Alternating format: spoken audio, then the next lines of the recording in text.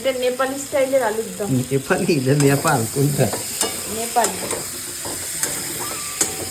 তাহলে এখন মানে দার্জিলিং স্টাইলের আলুর দম হচ্ছে। হ্যাঁ বাহ বাহ, প্রথম খাবো মনে হচ্ছে তো। হ্যাঁ। দেখা যাক কেমন হয়। শীতকালে যদি মানে কি বলবো, শীতকালের দেশের আলুর দম বাড়িতেই হয়, তাহলে তো শীতকালের মজা জমে যাবে, মনে হবে দার্জিলিংয়েই বসে আছি। হ্যাঁ পায়ের এদিকে কড়াইশুটির কচুরির মূল প্রক্রিয়া করছে।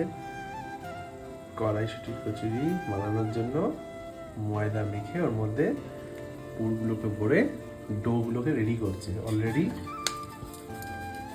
3-4টে ডো রেডি হয়ে গেছে, তাই তো? হ্যাঁ। ওদিকে ময়দা মাখা রয়েছে, এদিকে পুরো রেডি। চলো, প্রতিটা ময়দার লিচির মধ্যে পুরগুলো ভরা হয়ে গেলে তারপরে বেলে বেলে লুচির জন্য তৈরি করা যাবে। তো চলো, দেখা হচ্ছে লুচি ভাজার সময়।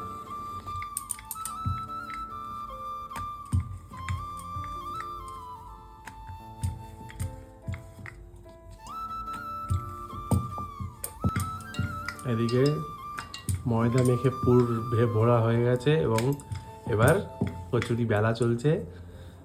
কচুরি বেলা কমপ্লিট হলে তেল গরম বসানো হয়ে গেছে, গরম তেল হয়ে গেলেই ছেড়ে দেওয়া হবে।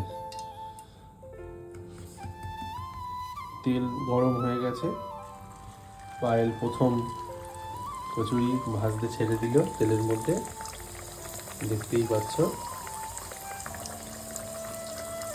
কচুরি ভাজা শুরু হয়ে গেল বন্ধুরা, অপেক্ষার অবসান হতে চলেছে।